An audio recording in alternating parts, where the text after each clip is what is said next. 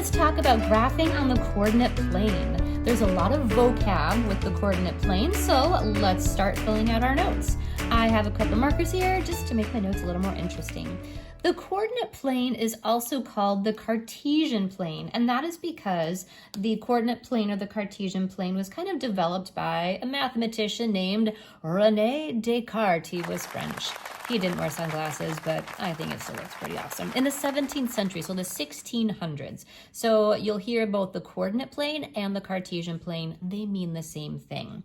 Here is our coordinate plane or our Cartesian plane. We have our horizontal axis, our horizontal number line, and our vertical number line. Our horizontal number line is called our x-axis. And our vertical number line is called our y-axis. Why? Because it is.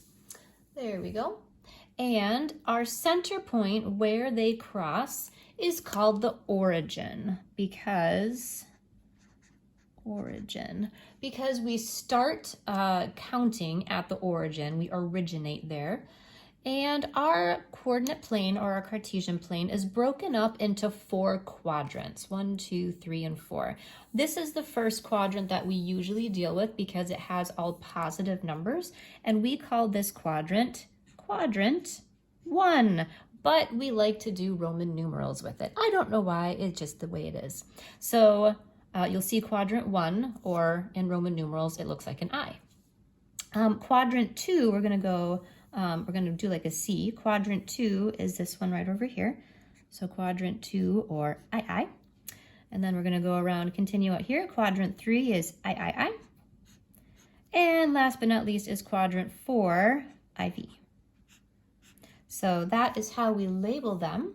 And if you notice right over here, you can fill in quadrant 1, quadrant 2, quadrant 3, quadrant 4, and you can see how they go in a C. Whee! Like a C. Okay, quadrant 1 is filled with your positive numbers because we go positive to the right. Anytime you go to the right is a positive number. Anytime you go to the left is a negative number. Anytime you go up is a positive number. And anytime you go down is a negative number. So in quadrant 1, which is the most popular, we have our positive positives. Quadrant 2, we have our negative positives. Quadrant 3, we have our negative negatives. And quadrant 4, we have our positive negatives. And that might seem like a lot right now, but as we get trekking with this, you'll find it's pretty easy. Let's talk about some more vocab. A coordinate point. A coordinate point is the name for the actual point on the graph. So you're going to find over, like put a point there, boink.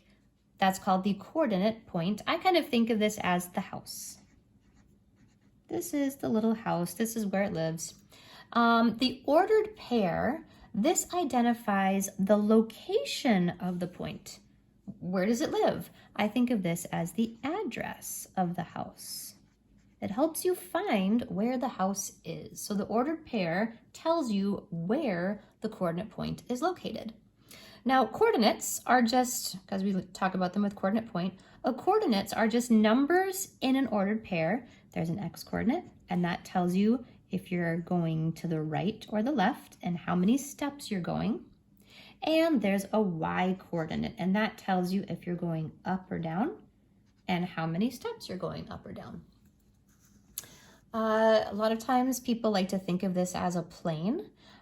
So if you have an ordered pair, it's going to look like this, 2, 8. The coordinates are separated by a comma. This first one tells you, oh, I'm going to the right. I'm going over to the right 2 places. Kind of think of it as a plane going yee. And then the second one is saying I'm going up 8 steps. So I guess your plane's going straight up like a rocket. I don't know. Let's take a quick look here. We have this point. Here's my little point. Doink. It's point A. You can hardly see the A. I'm going to make that a lot bigger. It's very, very small. So that's point A. We're going to call it something, and usually we call them alphabets by uppercase. I guess we could call it George, but that would be too long to write. So we're just going to call it point A. And where is this coordinate point located? Let's write it. Let's see, I went over 2 steps. So I went 2 steps to the right, and then I went 1, 2, 3 steps up. So my first point right there, my first coordinate tells me I went to the right 2 steps, and then my second one tells me I went up 3 steps. All right, let's flip the page and we'll continue practicing.